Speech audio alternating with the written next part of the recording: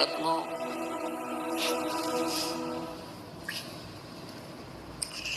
परमेश्वर खुद सारी सृष्टि के रचनहार हैं, सबके पालनहार हैं। कबीर साहब जी, परमेश्वर परम पूज्य कबीर साहब जी, और वो काशी में बनारस में आए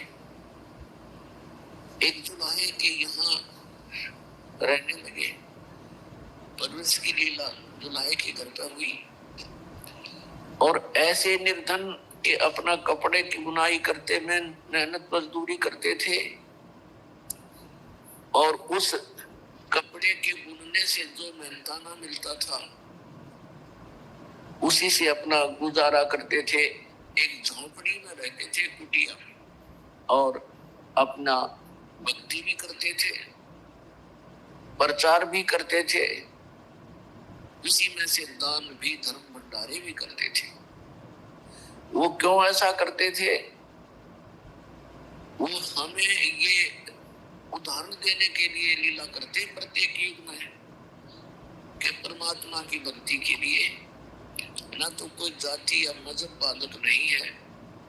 परमात्मा की भक्ति में सेठ होना आवश्यक नहीं है। भक्ति के लिए मनुष्य जीवन होना पर्याप्त है। मनुष्य जीवन पर्याप्त के बाद फिर परम संत मिलना अनिवार्य है, अति आवश्यक है। परम संत मिलने के बाद फिर भक्ति आप किसी तरह भी, चाहे आपके पास पैसा है, सेठ है, कोई राजा है, अच्छी बात है, वो भक्ति करता तो बहुत ही अच्छा, वो भी अच्छा है। और ऐसा निर्धन भी भगवान की भक्ति करता है तो वो भी भगवान को उतना ही प्रिय है। अब कहने का भाव यह है कि सभी सेठ नहीं हो सकते, सभी धनी नहीं हो सकते, और जैसे कि हम भक्ति के बिगड़े हुए प्रारूप को ज्यादा देखते हैं, जैसे हम देखते हैं उस सेठ ने वहां 11,000 रुपये दे दिए, ऐसे देखते तो उसका नाम लिखा गया उस आश्रम पे, तो आम व्यक्ति वो सोचा करता भाई ये बार होंगे जो इतना दान करते हैं। किसी ने धर्मशाला बनवा दी, उसका नाम लिखा हुआ, किसी ने कितना कुछ दान कर दिया, किसी ने कुछ कर दिया, तो हम ये सोचा करते थे इन्हीं का नंबर है, ये पार होंगे। लेकिन परमात्मा कहते हैं दान वित्त समान है, आपकी क्षमता के अनुसार दान कीजिए, वही पर्याप्त है। जैसे एक व्यक्ति के पास जो है अरबों की संपत्ति है और उसने 2 लाख रुपये दान कर दिए, बहुत अच्छी बात है। और एक व्यक्ति के पास 2,000 रुपये की इनकम है और उसने जो है उसमें से 1,000 दान कर दिया, तो वो उससे अत्यधिक है जिसने 2 लाख दान किए। इन दोनों के अंदर फिर भावना देखी जाती है, यदि भाव सही है, सच्चा भाव है, तो फिर परमात्मा को स्वीकार्य होता है। कहने का भाव ये है कि परमात्मा में आस्था, श्रद्धा, एक लगन विशेष हो तो दोनों ही भक्त परमात्मा प्राप्ति कर सकते हैं। लेकिन सभी सेठ नहीं हो सकते, सभी के पास ये व्यवस्था नहीं हो सकती, क्योंकि पूर्व जन्मों के हम पुण्यों को स्वर्ग में बर्बाद कर चुके हैं। अब नए सिरे से हमारा जैसा प्राप्त बना है बचे कुचे कर्मों का, उसी को हम भोग रहे होते हैं। परमात्मा आते हैं, सत भक्ति करवाते हैं, हमें फिर से धनी बनाते हैं भक्ति का, तो फिर हम परमात्मा पाने वाली लाइन में लग जाते हैं। अब जैसे दूसरा प्रारूप बिगाड़ रखा भक्ति का कि जैसे कि परमात्मा वही प्राप्त कर सकते हैं जिन्होंने सब त्याग दिया, घर छोड़ गए, जंगल में रहने लगे, घास फूस फल आहार करके अपना जीवन व्यतीत करते हैं। और कोई तप करता है खड़ा होकर के, कोई धुनी लगा करके चारों ओर बैठ, अग्नि जला करके बीच में बैठा रहता है गर्मियों में, सर्दियों में ऊपर से जल धारा करता है। परमात्मा कहते हैं ये पूरे पाखंड है, ढोंग है, ये आडंबरी व्यक्ति है, इनसे कोई लाभ नहीं, ना ये शास्त्र अनुकूल साधना है। और शास्त्र विधि को त्याग कर मनमाना आचरण जो करते हैं वो अपना जीवन नाश कर रहे हैं।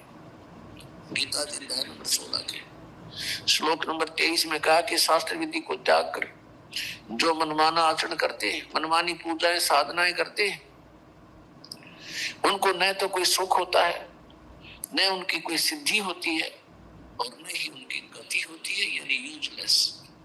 इससे तेरे लिए अर्जुन, गीता जी अध्याय नंबर 16 के श्लोक नंबर 24 में तुरंत कहा है, इससे तेरे लिए कर्तव्य और अकर्तव्य की व्यवस्था में सदग्रंथ ही प्रमाण है।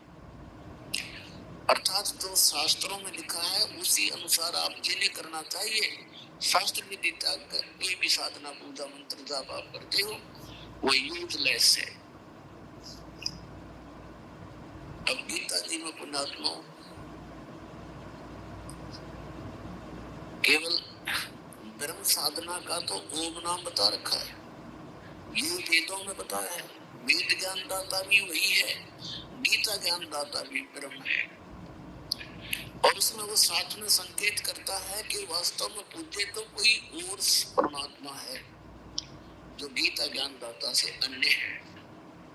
उसकी भक्ति करने से जीव को मोक्ष प्राप्त होगा, या संसारिक सुख भी उसी से प्राप्त होंगे, क्योंकि वो परमात्मा हमारे प्रारब्ध के कर्मों को नष्ट कर देता है जो पाप कर्म है, और पुण्य कर्म फलते रहते हैं। जैसे पहले समय में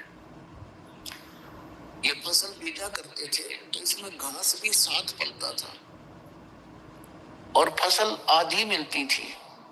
अब एक ऐसी औषधि की खोज हो गई है कि फसल बीज रखी है और उसमें खरपतवार पैदा हो गया है, अड़ंगा, तो उसमें एक सिंचाई के समय औषधि छिड़क दी जाती है, वो घास का नाश कर देती है, खरपतवार को खत्म कर देती है और फसल को हानि नहीं करती।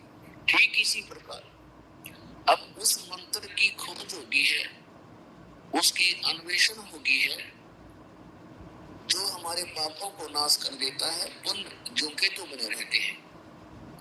वो मंत्र इस दास के अतिरिक्त इस वर्ल्ड में किसी के पास नहीं, 21 ब्रह्मांड में नहीं है वो मंत्र।